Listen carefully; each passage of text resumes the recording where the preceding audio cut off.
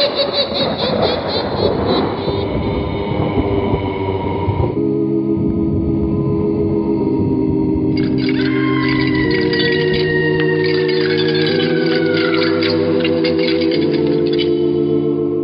Mysterious Old Radio Listening Society podcast.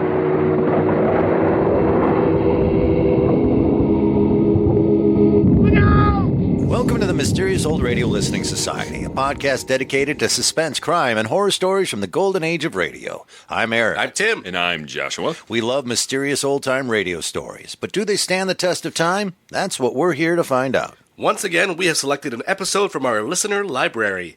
This time an episode suggested to us by Jamie. Weekend Vacation from the enigmatic series known simply as The Darkness. And true to many of my choices, this selection is relatively modern and strangely obscure. We do know a little. The show was created for NPR by Roger Rittner in 1979 and ran from Halloween to December 5th. Episodes were written by Ken Gerard and hosted by a creepy figure identified as Claude. Rittner would go on to serve as writer, director, and producer for more shows for NPR, including Midnight in 1982, which was hosted by a creepy figure identified as Graves. Rittner also produced The Adventures of Doc Savage in 1985. No creepy host for Doc Savage. Roger Rittner still produces old radio-style content, and his work can be found at rogerrittnerprod.com. That is Rittner with 2 T's. The audio quality here can be a little challenging, but we encourage you to stick through it. It's worth it. It's late at night, and a chill has set in. You're alone, and the only light you see is coming from an antique radio. Listen to the sounds coming from the speaker, listen to the music, and listen to the voices. Welcome to Darkness.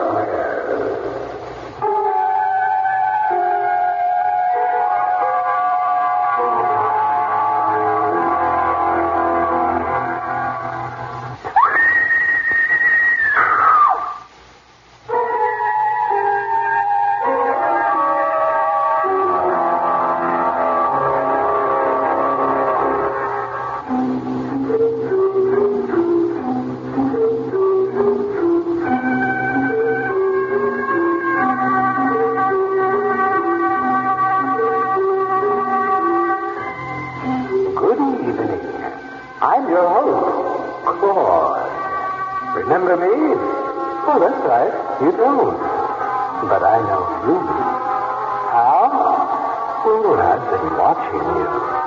The other day at the supermarket, I was standing right behind you. Don't worry, I'm not planning to do anything. At least, not right away. But enough of this amusing banter. Tonight's story is a simple tale of mayhem. So you can let the kiddies listen. That is, if you want them to be screaming the rest of the night. But if you're alone, why not turn off the lights? Open the front door, just a crack. Then get into bed and wait. Perhaps it may take some excitement out of your life.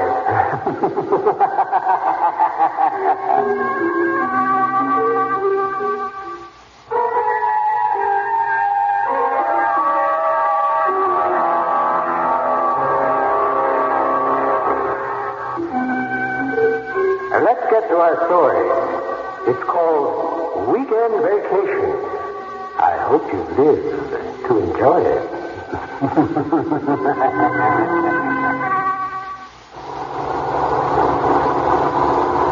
is the last time I go on a trip with you. Ivy, don't talk to your father like that. Apologize. Why?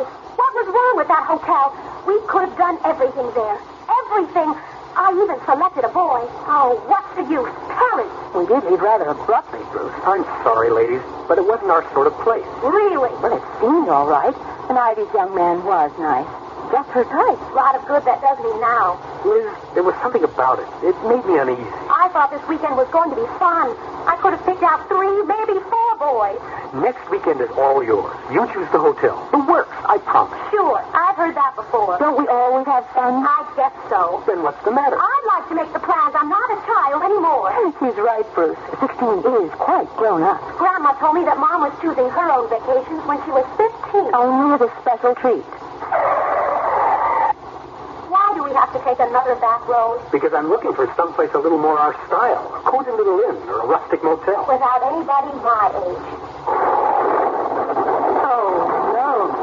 Yep, afraid so. Oh, great.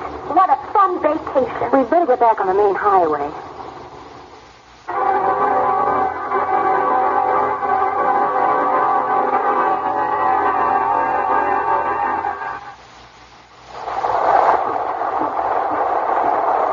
This isn't the right road. I must have missed the turn. I haven't seen another car for miles. Not even your cozy inn. That's enough, young lady. She's right. We should have stayed at the hotel. This rain is unbelievable. I can barely see. Ah, there's a flashing light. It's a state trooper.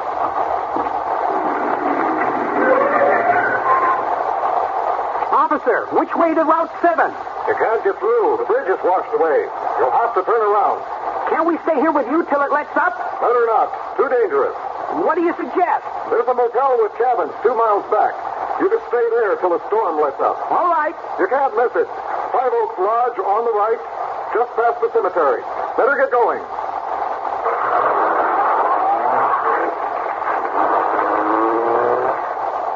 I don't remember seeing a motel. As a matter of fact, neither do I.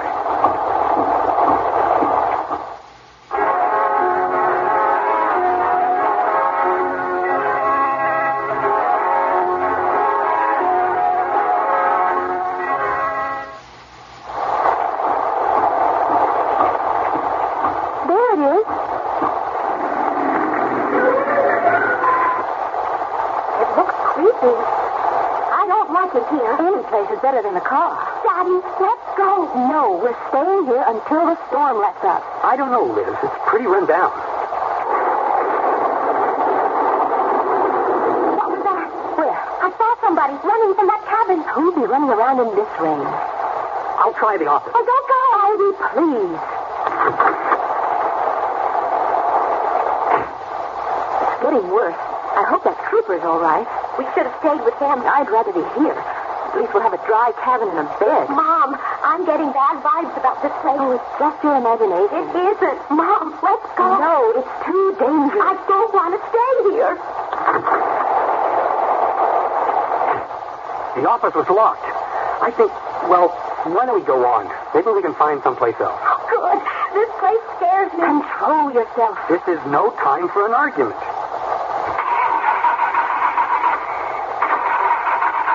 Oh, no. Try it again.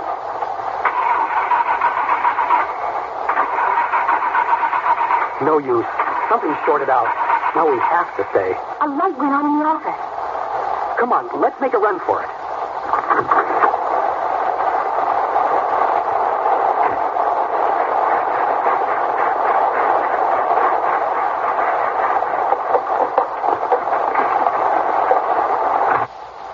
Hello. Anybody back there? Just a moment. Good. Oh, look at it come down. That's a bad one. Indeed. The road's almost washed away. We're lucky to find you. Of course you are. See any other cars on your way? None at all. The bridge was washed out and the trooper turned us back. Trooper, eh? I imagine you'll get some more customers if this keeps up. Oh, not really. 5 Oaks is too isolated and nothing like their new motels. Oh, the early get-any trade. Not even salesmen. Well, here I'm jabbering on, and you should be in a nice, warm cabin. Well, we can remedy that. Oh, your daughter? Yes. My, what a pretty little girl. Dad, let's go. Long blonde hair. Yes, beautiful. How much is the cabin? Oh, sure, we can settle up later. You won't be going anywhere in this storm. Please, here you are. It's number 7. The last one on the right. Well, ladies, shall we make a run for it? That's lovely blonde hair. Monroe, take a fancy to her. Monroe? My grandson loves girls with blonde hair. Shut that door. Got Jeff, Monroe? Jeff? Girlie. Blonde girlie. Don't come near me. He's harmless. Pretty hair. Let's go to our cabin. Daddy, let's go. Don't fret. He won't hurt you. Got the mind of a 2-year-old. The body of a lumberjack. Monroe like girlie. Oh, keep away from you. Granny, no hit. Take away your Teddy if you ain't good. No take Teddy. Monroe loves Teddy. Should have had him put away, but couldn't do it. 10's 10. You'll take supper with us? Yes, that would be nice. Fine. Around 6. Enjoy your cabin.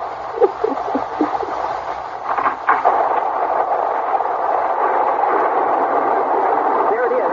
Down there.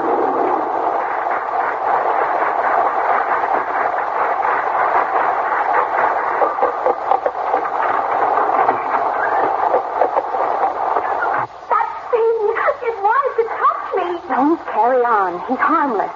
Bruce, turn on the lights. They don't work. Nothing. I don't like this. I want to go home. Let's try the car again. The door's stuck. Try again. Won't budge. Mom, I want to get out of here. Hello? Girlie. Oh, no. Who is it? Tim. Give me the phone. Hello. Speak to blonde girlie. Can I talk to your grandmother? Monroe, be a good boy and get her. Please. All right. Monroe get Granny. Give me that. Behave. I'll lock you in the cellar. Hello?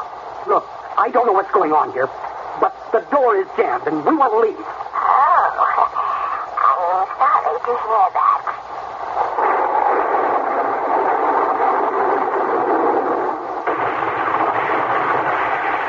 Bruce, a tree just fell in front of our car. Yes, you'll be staying with us after all.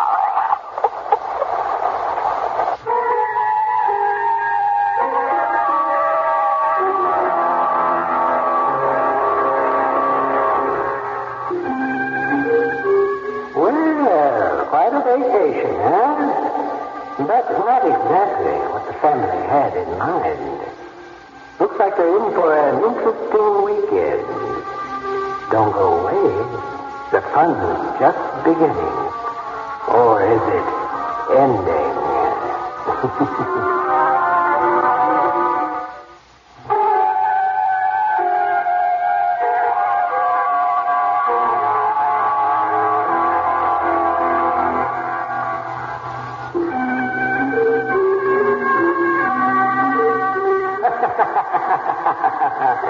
It appears this holiday's turned into a nightmare. But then, why not? The family has decided to stay for dinner, and Granny's preparing something very special.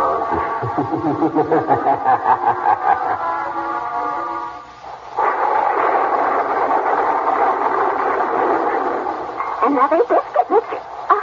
Don't believe I caught your name. Maeve. Oh, biscuit, Missy? No, thank you. You ain't touched the thing, girl. I'm not hungry. Oh, suit yourself. Dinner is delicious. Long time since I fixed a real supper. Just me and Monroe most times. Never get tourists no more since they put in the new highway.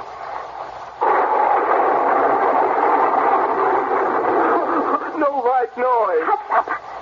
Got the body of a man, but no brain. Another biscuit, Monroe? What's Teddy? Granny, take Teddy. Promise to behave? Monroe, promise. Be good boy. All right. You hand it to him, Ivy. Mom. He's awful. Go on, Missy. He's harmless. Well, okay. Here's your Teddy. Girly kind. Oh, Mom. He's pitiful. Was he born like this? No. Happened when he was 6. His pa Monroe went wild. Killed his mother with a shovel, and beat Monroe before folks could pull him off. How horrible. Never recovered. They were going to put him away, but I took him in. He's lucky I'm here, otherwise, well, it'd be like caging a dumb animal. Oh, you poor thing. I'm sorry. We didn't imagine. I know. It's kind of spooky, though. Cranky old lady living with a halfwit. I didn't mean it that way. Are there any other relatives? Nope. We're the last of our line. The last of the Stragers. No more! No! Monroe. Give me your hand, Monroe. Ivy, maybe you shouldn't. Bruce, don't. That's a good boy. You're a right fine girl, Missy. The thunder won't harm you. Make Sky stop! I'll protect you. I can't stand it. What a shame.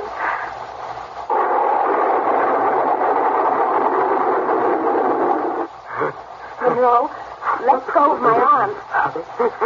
Monroe, you're hurting me. Daddy hitting Mommy. Let go of her. Hitting Mommy. He's crushing my arm. Get your hands up. Daddy kill. Daddy kill. My arm. Stop it, woman. Stop him. Monroe, stop. Mom, my shoulder. I thought you said he was harmless. Yes. It was the thunder that scared him.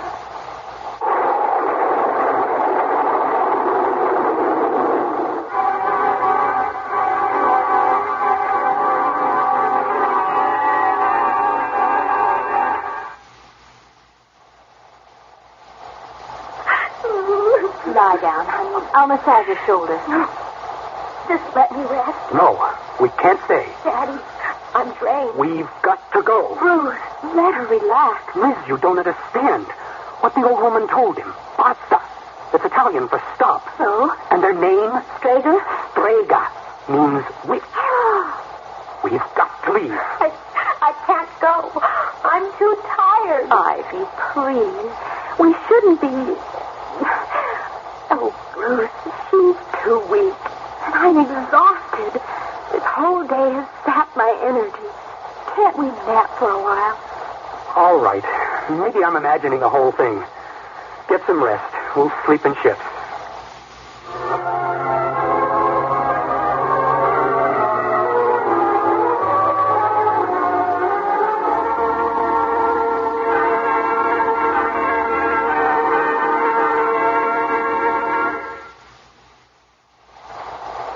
You fool!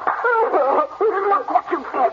Sorry. I should have you locked up. Didn't mean it. I have killed her like you did to... Oh, what's the use?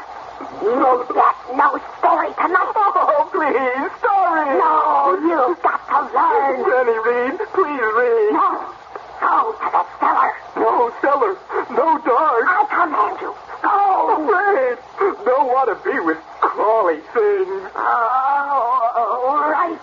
Oh, then I'll lay to see us come to death. Get girly. Girly, Reed.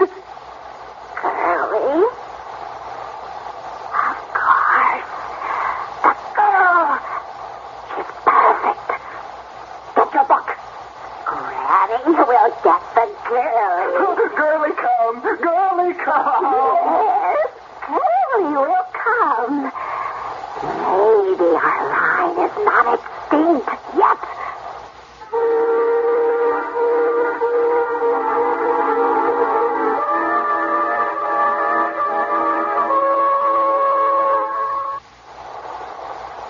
Bruce, What?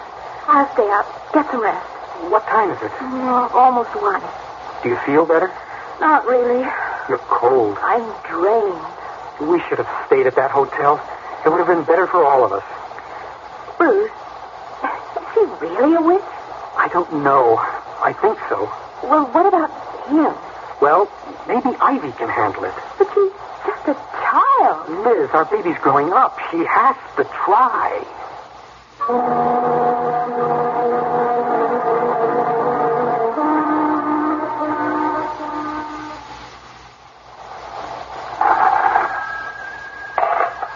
Hello?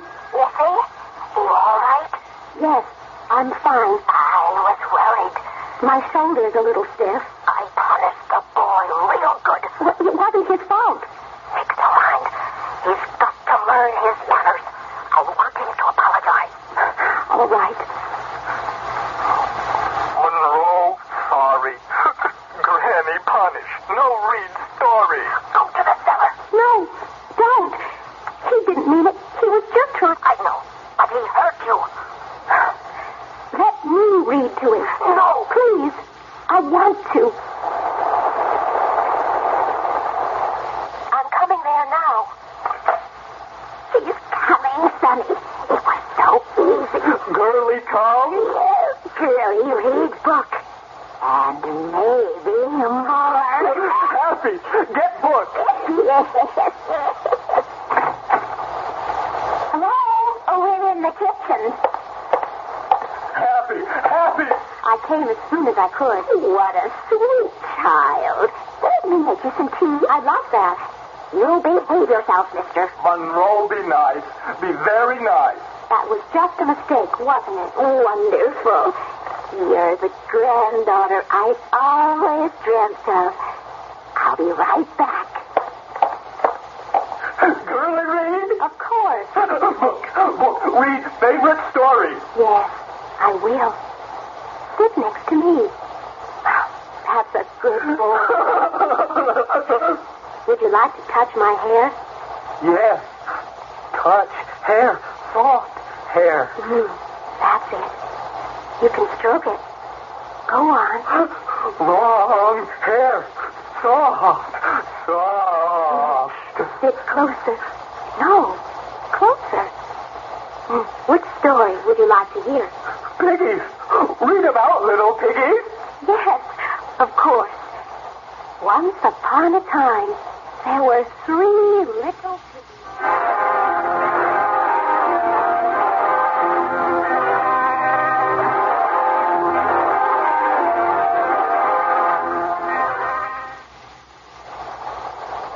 Bruce, wake up. What? Ivy's gone. She's with them. We've got to help her. It's jammed again. Break it down. Come on. I'm so weak. Go and help me. I'll carry you. No, help her. Go on. She's so strong. Ivy!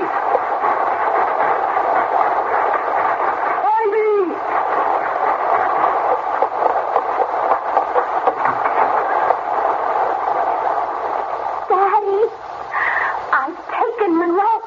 Get the old woman down. Keep away from me. I didn't know. Girlie, might she take my blood? Now, Granny, you're from my Elizabeth. No. Help me. Yes, darling, we saved the hag for you. Wonderful. No, stay away. Right back.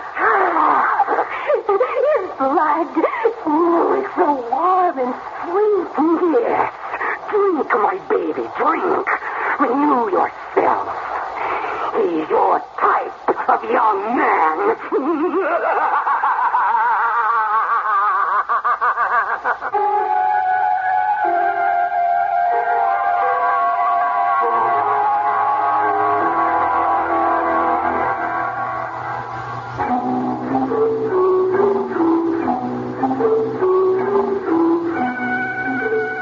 I guess you never expected that, eh?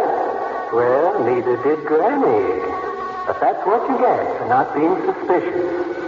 You just can't trust anybody these days. Especially when the typical family turns out to be looking for their own blood bag. A word of caution to the men in our audience. Her name is Ivy Primave, and you might be just her type. Oh, that's spelled Prinave. Unscramble it. You might be surprised.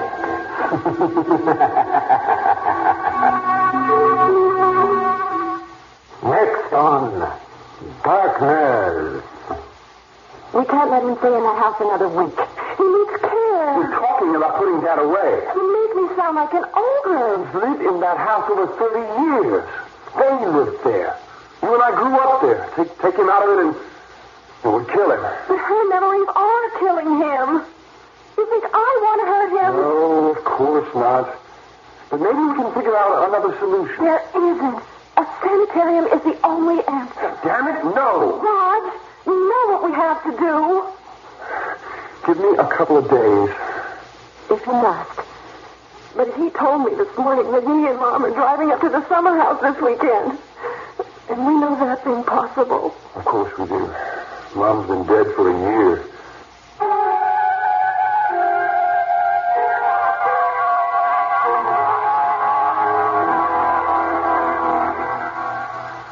Next, an aging widower believes his departed wife has returned and must make up his mind whether to make the ultimate sacrifice for her.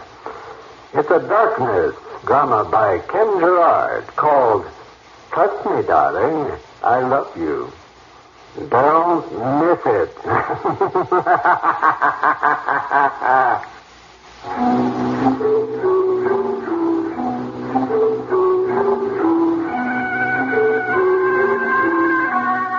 Weekend Vacation was written by Ken Gerard and directed by Roger Rittner.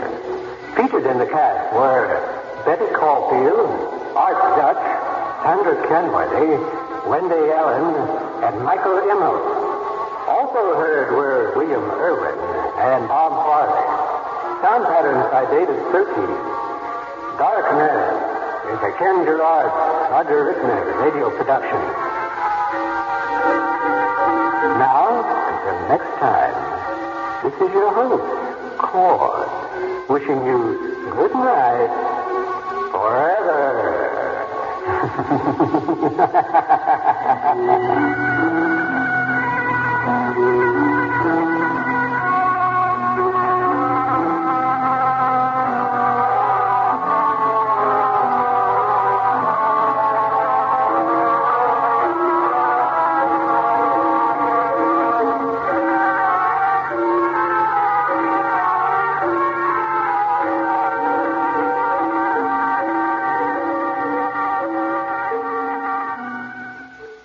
That was Weekend Vacation from the series The Darkness, here on the Mysterious Old Radio Listening Society podcast. Once again, I'm Eric. I'm Tim. And I'm Joshua. And that was another in our January Listener Library series, a request from Jamie, who sent that to us. Yes. And Tim was the one that plucked that out of the old request hat, because we have an actual hat full of requests, I wish. And Tim, when Jamie wrote and suggested that, why were you so interested and said, that's the one I want to bring to the table? Jamie had put a little list together for us, and this was, I think, the last one on the list, and because it's the way I do things, the first one I listened to. And I just immediately, I want to do that. In part because it's a different series, and we've never done this before. I don't know if I would have ever stumbled on The Darkness by myself. It's easy to stumble in the darkness. All by myself. And you love something new. I do. And this one, there's a tone to it that is so metacritical, to probably abuse a term, that it is so self-consciously stereotypical until it's not. Yes, that's a good way of describing this one. It struck me as this weird mix between Inner Sanctum, obviously with Claude, and Nightfall. It's just a little before Nightfall, I think, 1979, or is it at about the same time? I think they might be contemporaries. Yeah. I'll say that. Before we delve too deep, I want you to do me a favor. We talked about the sound quality, and off the air here, Joshua had said, I had to listen to it twice and, headphones on. And I did too, and I put headphones on. And I won't lie, the hearing for me is getting worse and worse as I get older. I struggled mightily with certain parts of this, even twice through, to figure out what was going on. After twice through, instead of going a third time through, I wrote, ask Tim what the plot was. They go on vacation, they have to end up at the cabin, there's a scary woman that runs the inn or whatever. Campground with cabins that you can rent. Mm-hmm. And she has a son or something, some kind of monster that lives with her. And then they're scared of him, and then she ends up, the daughter, in the room reading The Three Little Pigs to him, And then they come in because they're terrified for her. And then there's some kind of twist. Yes. Something happens, and I can't hear it. I don't know what happened. I missed the crux of this story. So what happened? I just want us to to stop here and say that, Tim, we have an opportunity to make whatever we want up right here. We can tell Eric that anything happened. Right? And I'd be like, sweet. See, this is where I want to lay out a bunch of The Last Jedi spoilers.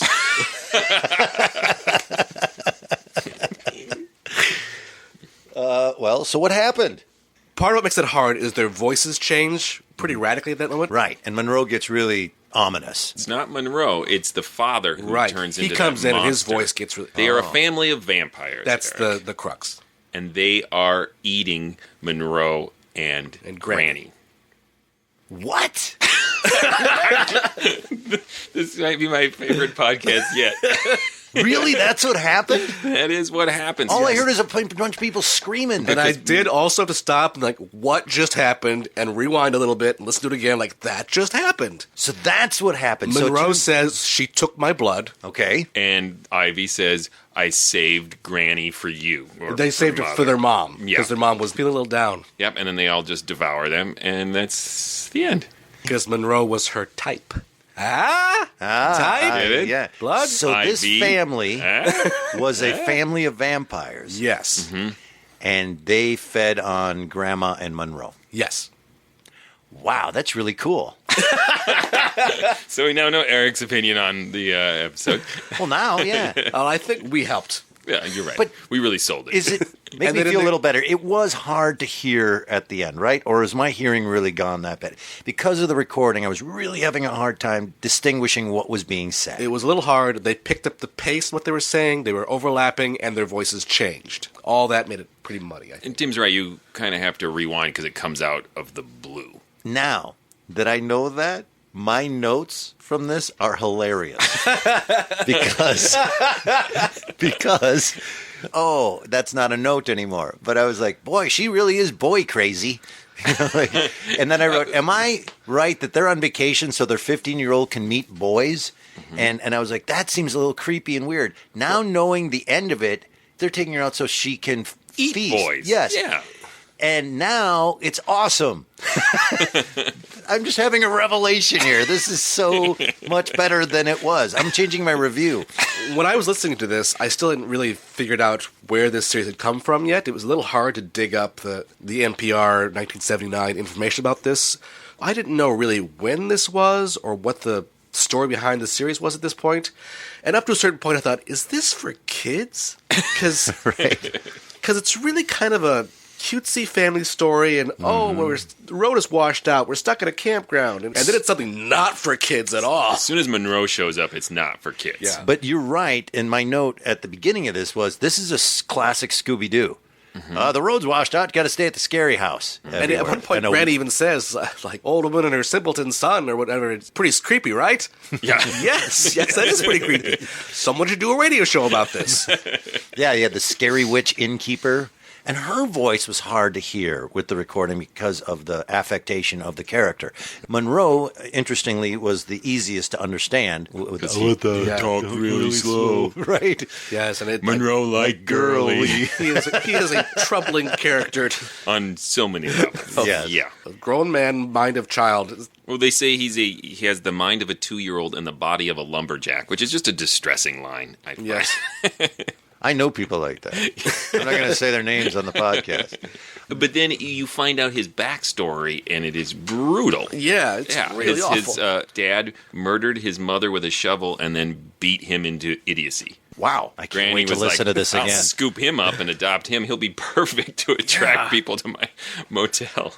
And then keeps him in the cellar, doesn't want to sleep there with the creepy crawlies. Yeah, so there's a lot of sick stuff going on in this story. And like Eric pointed to, you're not sure what is supposed to be red herrings or maybe sloppy writing until it all comes together in the end. Now it came together for me.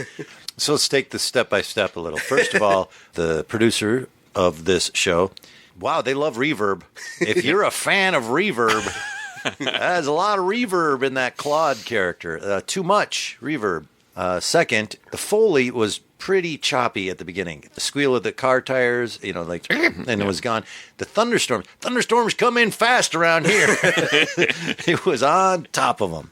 Yeah, I'm rethinking this now as I'm stepping through the story, because now so many things are making sense. It's not as hokey or poorly written as you said. You have to get to the end of this to get that and go back now, like I am in my notes, and I'm this is all kind of really cool now. This all makes more sense. The entire story is nothing but a chain of red herrings leading to the end. And without the end, it makes no sense. And it still makes very little sense. It's just the ending is cool enough that you retroactively forgive it. And this is part of why I keep wanting to talk about Last Jedi here. But yeah. I've not seen it, so I have no idea why that's funny. It's hilarious. Okay. Not to alienate listeners, but I loved it. I loved it so much.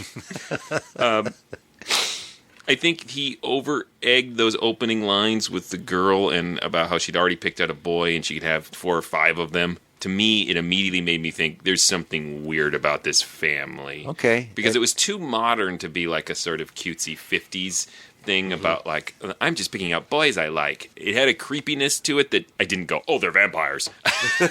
But I thought, is this going to be a subversion or something? Are these guys creepy or killers? I did immediately think that. However, they are so terrified at various parts of the story, the whole family, that I started to doubt myself. Particularly when Monroe turns on her and squeezes her arm when the thunder starts to roar and starts talking about "Daddy kill, Daddy kill." And so it just keeps going back and forth. And so once you reach the end and go backwards, some of it still doesn't exactly add up, because I'm not sure why the vampires were so frightened at various points if they had the opportunity to just turn around and kill them. Mm-hmm. I think there's something buried in there. I listened to it twice with the father and mother wanting to give Ivy the opportunity to have her first kill. So they were maybe stepping back from it a little, yet they seem to contradict themselves on many occasions. If Superman can fly around the world and make time go backwards, why don't you just do that first? Spoiler. Spoiler. 1978 spoiler. Or whatever year it was. Did Superman come up before this radio episode? Well, you're right, though. Why not just shut up, lady, and sink your teeth into her neck? And yeah, that's a good point. But I suppose that makes sense of why Ivy kept beckoning Monroe, come closer, as they were mostly concerned about this lumberjack that could actually defend her. And it appears they get startled when they figure out that Granny might be a witch, because her last name is Italian for witch? Or? No. It's because of how she talked like a witch. Yeah. Old Nancy from The Witch's Tale is what she sounded like. That's how you can tell a witch. They go, so that's a giveaway. Eric's a witch. What were you going to say? I'm sure it was important. No, just that. Like, why, that might cover up some of it, is that they had some fear of witches, but I don't know that witches are a natural enemy of vampires. Apparently so. Let's introduce that as canon. That is now within the darkness universe. It is official, everybody. Vampires are afraid of witches. Yeah. I wish the quality of the sound was better. That being said, now that I know how this thing ended, I will tell you, I love that idea of a story. It feels very modern. It feels like an opening of an X-Files. They would condense it into like 2 minutes. The Darkness have other episodes. How many did they end up doing, and can you listen to them? About 7 or 8. I've seen some conflicting reports. The one that had the best information said there was only 4 surviving. Surviving from 1979? It might have only 4 made. I think there's more than that. I definitely saw more than that when I peeked through to find a copy of this to listen to. And I haven't listened to any of the other things he did, Midnight and Doc Savage, but the Doc Savage has been widely praised. So. Are those remakes or new Doc Savage stories? They are adaptations of existing novels. Not of the radio series. Right. Well, I will definitely want to check those out if the sound quality isn't all reverby. 1985, peak of radio technology. Right, and reverb was all the rage. There's a lot of reverb, Joshua. Yes, there is. I think from what I could hear of Claude, I think that's for the best. Right, okay. Story-wise, I think the story absolutely stands the test of time. I like the plot of that, and I think that's really interesting. Yeah, I agree. It's just in a short description, it sounds like a sort of shticky trick. but it's executed really well. I don't know that I'd call it a classic, but I won't say classic. I think it's one of those ironies for me where it's more modern, but it feels more rickety. I loved listening to it. I'm really glad to have heard of The Darkness, and I will listen to more, but I think it's more in that historical interest and entertaining, but not much more than that. I would love to hear this redone. Re-recorded with better sound quality. I would like to hear that. I will say that I think the story stands the test of time. I don't think it's classic, but I wouldn't recommend it just because of the sound quality. I wouldn't say to someone, here, listen to this. I think, although we just did that to our listeners. We'll edit that out. Here, listen to this. I mean, the twist is what's That was worth the it. rain. You just did the rain perfectly. Anyway, what were you saying? The twist is what makes it, and you didn't hear it. No, I didn't. I didn't hear it. There was a lot of screaming, and then it was over, and then there was the guy talking with all the reverb. Yeah. So there you go. All right. Thank you so much for listening, everybody. If you want to know more, go visit ghoulishdelights.com. You can find other episodes of this podcast. You can find information about our live shows. You could also find a way to get a hold of us if you have some requests you'd like to make. Just feel free to click on the Contact Us link and contact us. Yeah, and you can also go to iTunes and write a review. Now, I tell you to write a review every single episode, so I'm going to mix it up by saying you can also go to Facebook and like us there and comment on episodes there. And we're also on Instagram with some fun photos as well. Eric's looking at me really puzzled. We'll explain Instagram to Eric later. But yeah, check us out on all forms of social media. we're on Instagram? Yeah. They were vampires? That's awesome. God, I'm an idiot.